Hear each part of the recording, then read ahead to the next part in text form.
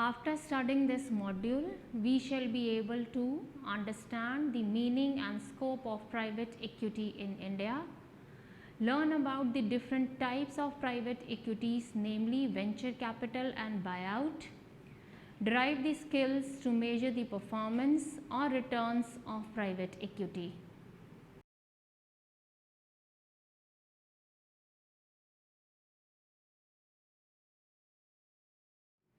For decades, private equity is the driver of growth. Growth and profitability are the primary goals of this industry. The contribution of the private equity industry to economic development is undeniable. According to a study done by Venture Intelligence, a research firm based in India in 2011, PE-backed companies grow faster in India. Such companies have recorded faster sales growth and higher wages than non-PE backed listed firms. This obviously holds the potential of adding significant value to the Indian economy. Private equity is now a vital part of our lives. When we buy a ticket at PVR Cinemas, or when we book a ticket from Book My Show, or when we shop online at Mantra, or when we ride a Hero MotoCorp motorcycle, in all cases we are interacting with private equity. PE firm gets funds from various institutions, which includes pension funds. It also includes insurance companies. Wealthy individuals are also included. They invest that money in buying and selling the business. We shall now discuss the meaning and scope of private equity in India. Let us begin with the definition and meaning. Private equity organizations are defined as partnerships specializing in venture capital, leveraged buyouts, commonly known as LBOs, mezzanine investments, builds up distressed debts, and other related investments. This definition is given by Lerner way back in 1999. The European Venture Capital Association defines private equity as the provision of equity capital by financial investors over the medium or long term or to non-quoted companies with high growth potential, and this explanation is given by Jan and Mann in 2009. Private equity funds invest in companies with the purpose of owning and operating them for some period of time. Private equity firms creates value by improving the operations, governance, capital structure, and strategic position of the companies in which they invest. The goal is to grow them, turn them around, and otherwise strengthen their performance. Private equity involves the acquisition of a private company with the intent of providing finance to take its performance to the next level. It may involve the acquisition of a division of a large company with the purpose of offering the management, focus or expertise to newly independent business and the resources needed to achieve organizational goals. It involves the methods of privatizing the public company. It is done to make improvement which are difficult to achieve. The reason is the short-term earnings is the main focus of the public markets. Now we will look at the scope of private equity. Venture capital private equity in India began in 1980 and early 1990s. The funds were made regional funds, for example, Gujarat Venture Finance Limited, and various first movers such as ICICI Venture and Actis Capital. The dot-com boom has led to a growth in venture capital actively in the late 1990s. A large number of funds was set up in India's Silicon Valley in Bangalore. An important aspect of private equity evaluation in India has been the reception accorded to it by entrepreneurs, especially in fast-growing SMEs. Increasing economic growth and competition in private equity gave various alternatives to choose from to the Indian entrepreneurs. India was the first of the most attractive markets for private equity investors till 2007. This was the result of a combination of the strong macroeconomic fundamentals and various other factors, including availability of growth capital, development of large enterprises, and emergence of entrepreneurs. Besides this, various conducive macroeconomic and financial policies adopted by the Government of India also helps in the contribution of the growth of private equity players. Until early 2001, the focus of private equity was skewed towards high growth sectors such as information technology. Since that time, with the slowdown of technology following the dot-com burst, they have diversified their interest into other high potential sectors such as manufacturing, infrastructure, e-commerce, pharmaceuticals, and biotechnology. Another effect of global slowdown in 2008-2009 has been the shrinking deal sizes for PE investors. There has been substantial corrections in valuation of Indian companies, and the extraordinary growth bubble has seemingly burst. PE investors have become more cautious and now appear more willing to invest in the traditional economy, seeking reasonable and steady growth.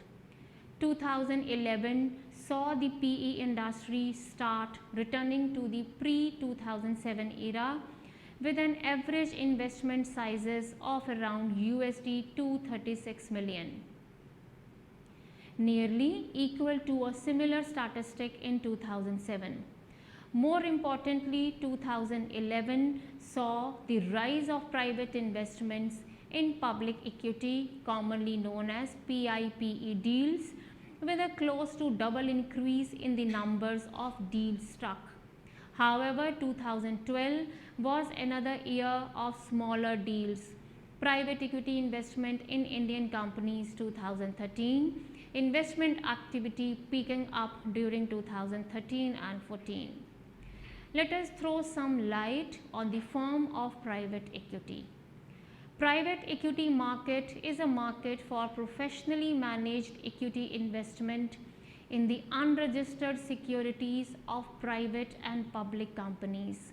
According to International Financial Services London, private equity is a type of equity investment in an asset in which the equity is not freely tradable on a public stock market.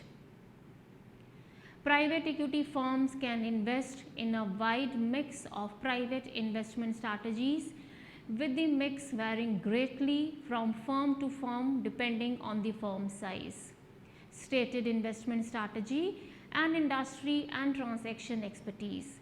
There are primary 5 forms of private equity. One is the venture capital. Venture capital is a type of investment in which minority investment is made in a company with high growth rate with minimum revenues. Investments are made at an early stage of the life cycle of the company. It usually results in the acquisition of equity stakes in the startup business. These are known as high risk, high return opportunities. This method of investing is famous in new companies as they do not have any access to debt market to raise capital. Usually a venture capital at the time of exist accept a return of 100 to 200% on the amount of capital which they have invested. Growth potential or growth capital. These are the investments which consist of a private equity firm. It makes a minority and majority ownership stake in new company. Investment opportunities such as above take into consideration companies that are more developed than venture capital investment companies, thus making them less risky and less potential. These firms are in an outlook for attractive investment opportunities. They do this by going in depth through various industries and market trends. They are in outlook or look out for companies where they can add a good amount of value and help them become market leaders. PE firms such as these offer strategic guidance, operational support, managerial expertise, accounting expertise, financial expertise, and efficient capital allocation to their investment companies. In a way, private equity brings a brand value to these unlisted small companies. These unlisted small companies are then come at a platform where world at large is aware of them. Leverage buyout. A leverage buyout is defined as the acquisition of a public or private company.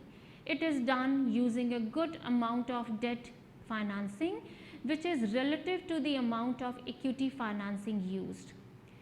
In LBT, a private equity firm, which is also known as a financial sponsor or a group of firms which are called a consortium, acquire the target company. They use debt financing instrument for the majority of the purchase price. Debt typically represent about 60 to 75% of the total price. Another point of information over here. In India, leverage buyout deals are very less as compared to other emerging economies which are included in the BRIC nations. Say for example China, the leverage buyout is a very important and very happening when it comes to buyout of a target company. TLB depends highly on the future cash flows of the acquired business to service the interest expense on the firm. Outstanding debt should be paid down as quickly as possible. As the debt balance is lowered, value of company increases, the equity grows as a proportion of company's capital structure. It is this deleveraging process that can help lead to substantial gains for the private holders in a successful LBO investment. Mezzanine debt. It is a hybrid financial instrument that combines the characteristics of the debt and equity instrument. It is debt capital that gives the lender the rights to convert to an ownership or equity interest in the company if the loan is not paid back in time and in full. A PE firm can offer mezzanine financing. It is given in the form of subordinated debt or preferred equity. Mezzanine financing many times involves compensation of investors. It is in the form of interest combined with upside participation. It is usually a more expensive financing source of a company. You can also understand this way of financing with the preference share capital. Like preference share capital, they are paid a fixed percentage of dividend, and they can also participate in the excess profits provided preference share capitals are issued under the category of participative preference share capital. This particular form of financing works as a layer of financing between a company's senior debt and equity. It also fills the gap between the two. It is a subordinate in terms of priority of payment to senior debt, but seniority is ranked to common stock or equity. Additional liquidity can also be obtained from equity investors. Equity is the most expensive source of capital. Equity capital dilutes its existing shareholders. Thus, mezzanine debt is an attractive alternative way to obtain much needed capital, with a word of caution that it is the most expensive source of capital, much more expensive than the equity capital itself. Distressed buyout. This type of investment involves purchasing debt securities that are trading at a distressed level in anticipation that those securities will have a higher market valuation and generate profit at a future selling point, or taking a position to potentially gain control of an asset. Prior to executing a distressed buyout opportunity, a distressed buyout firm has to make judgments about the target company's value, the survival, the legal and restructuring issues that may arise should the company's distressed assets need to be restructured, and whether or not the creditors of the target company will become equity shareholders. Various financial ratios are also used to define or to judge a company whether it comes under the category of distressed companies or not. We shall now throw some light on the performance or return on private equity. The prime reason pension funds, HNIs, insurance companies and other institutional investors invest their money in private equity fund is the exception of superior returns. Those superior returns helped strengthen several major public pension funds and define benefits programs. But how do we measure the returns earned by private equity funds? Market participants use a variety of quantitative and qualitative methods to measure performance. However, the most commonly used performance measure is the internal rate of return, commonly known as IRR, that can be calculated at any stage of a fund's life. The IRR of a new PE fund depends on how that fund's or partnerships' illiquid assets are valued using various accounting methods. Venture capitalists have developed standard set of accounting principles, but the accounting method used to value non-venture investments are less uniform. In the case of VC, investments are recorded at cost unless they have been marked down at the discretion of the journal partner or marked up as a result of significant accounting policies. Third party transaction, for example, a subsequent round of financing involving a third party. In the case of non-venture investments, the appropriate markups are more difficult to determine because there are typically fewer follow-on investments from which the investment values can be updated. For both types of investment, more weight is given to the cash return of a mature fund than to the accounting returns of a younger fund. Here, one point needs to be understood, that it's very difficult to value an unlisted private company, not only in India but in any part of the world. And since venture capital invests in an unlisted private equity companies, it becomes a very challenging job to value a private equity company. Conducting a detailed empirical analysis of fund returns is often preferred as appropriate means for performance evaluation by potential investors and their advisors. Various factors that are considered include distribution of individual investment returns, relationship between individual investment returns and investment characteristics such as the industry, size and location of the portfolio companies, and the relationship between investment returns and the journal partners responsible for managing the investments. This is especially important if the partnership management firm has recently lost some key personnel. Qualitative assessment of a partnership management firm's skills constitutes another aspect to measure past performance. In cases where potential limited partners have co-invested alongside an earlier partnership, their previous experience provides investors an opportunity to observe how the journal partners structure and manage their investments, providing insights into the journal partners' management skills. Potential limited partners that have not co-invested alongside an earlier partnership may consult others that have and may even contract opportunities in which the journal partners have invested. Gathering and analyzing information on partnerships and their return is costly. As the private equity market expanded, a market for investment advisory services developed. Institutional investors who are new to the market increasingly rely on private equity advisor to evaluate partnerships. Various researches have been conducted to investigate into the performance of private equity partnership using data sets of individual fund returns and cash flows collected by various sources.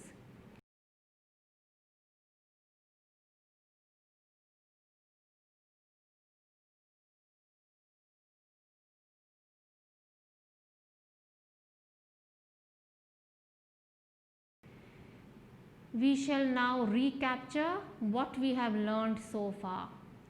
We have understood that private equity firms are the firms which raise funds from institutions, which includes pension funds, insurance companies and others. These also include wealthy individuals. The money is thus invested in buying and selling businesses. Private equity involves acquisition of a private company with the intent of providing finance to take its performance to the next level. It may involve the acquisition of a division of a large companies with the purpose of offering the management, focus or expertise to newly independent business and the resources needed to achieve organizational goals. It involves the method of privatizing the public company. It is done to make improvements which are difficult to achieve. The reason is the short-term earnings is the main focus of the public market. Private equity is now a vital part of our lives. When we buy a ticket at PVR Cinemas, or when we book a ticket from Book My Show, or when we shop online at Mantra, or when we ride a Hero Honda Cop motorcycle, in all cases we are interacted with private equity. PE firms get funds from various institutions which include pension funds. It also includes insurance companies. Wealthy individuals are also included. They invest that money in buying and selling the business. The development of private equity aimed mainly at the funding startups and provide management support to such startups. Private equity firms create value by improving the operation, governance, capital structure, strategic position of the companies in which they invest. The PE industry in India is in transition. After a period of growth that began in the second half of 2011 and continued into 2012, there are signs of positive changes in the industry. There are primary 5 forms of private equity: venture capital, growth fund, leverage buyout, mezzanine debt and distressed debt. The most commonly used performance measure of PE funds is internal rate of return that can be calculated at any stage of fund's life. The prime reasons pension funds, HNIs, insurance companies and other institutional investors invest their money in private equity fund is the expectations of superior returns. Those superior returns helped strengthen several major public pension funds and defined benefits programs. The IRR of a new private equity fund depends on how that funds or partnerships illiquid assets are valued using accounting methods. VCs have developed standard set of accounting principles, but the accounting method used to value non-venture investments are less uniform. In the case of VC, investments are recorded at cost unless they have been marked down at the discretion of a journal partner or marked up as a result of significant third-party transactions. There is also a way in which a private equity firm exists from the company in which they have invested. And the most common route to make an exist by a private equity firm or a private equity partner is to bring an IPO of the holdings which they are holding at a premium and thereby getting a huge return in the form of security premiums. The another way out to make an exit from the company, that they can also sell out their own stake to another private equity company. In this way, they make a profit in the company in which they have invested the amount.